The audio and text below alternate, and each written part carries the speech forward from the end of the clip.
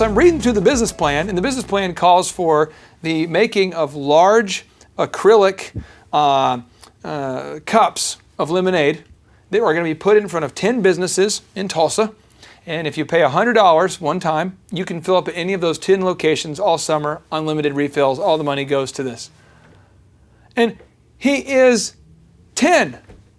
And this whole thing about concentrating on what you can do and doing it, I can't. He's also personalizing gratitude as well. It just blows my mind. I watch this, and then I kind of get ready for tonight, and I'm thinking about your life, and I'm thinking about you, and I think about you're in the bank, and you hear about this thing called the Stairmaster. Tell me how you concentrated on what you could do and then did it. I mean, you had never sold a Stairmaster. Now it's even worse than that. I never had muscles, so I mean, I would have never been an example of a guy on the beach. So there was nothing really to commend me to a fitness world.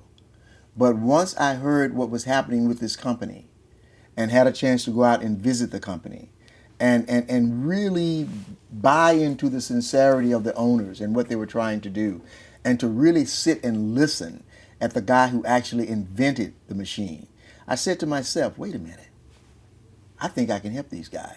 Keep in mind, I've never done this before. You heard about it through a conversation. Through a conversation at a meeting. And then next thing you know, you're going out to meet the founder. Right. And you are negotiating the rights to be the exclusive seller of this product. Right. To the military? To the military. And you have to the federal government, period. To the federal government, which is just an easy group of people to cold call, right?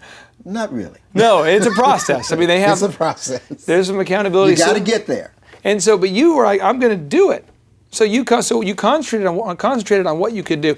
So what did you do in that situation? At that point, when you had the contract to sell this, it's commission only, to sell this product that no one has sold before. Well, what no one had sold in that market before. Okay, and what did you? So you concentrated on what you could do. What could you do? Well, I really didn't know what I could do. I discovered what I needed to do in the process, because I had made up my mind that this is something I was going to tackle. And once again, it goes back to writing things down. Yep. Once I signed that paper, I realized that I had to do something. You signed your name on the line. I realized that something was then required of me. Before that, it was simply a conversation of possibilities. But once I signed that line, I realized something was required of me. So I had to get into a learning mode. I had to get into a mode of really understanding how this thing was made and what happened. What happened to your body as you get involved in this machine that they would call, at that time, stairs to wear, because it was just revolving stairs. It was not going from the first, second, third, or fourth floor. It was just kind of staying right where you are, but your legs are moving. That to me is a sweet product. I want one of those. Do you still sell those? No, I don't. Okay. Someone else does. All right. Now let me ask you this here. The next principle is harness your negative experiences into energy for pursuing your purpose. So here's an example. You're trying to sell the Stairmaster. Now, I don't want to exaggerate. I want to make sure. I won't. But it took you 24 to 36 months, roughly. Roughly.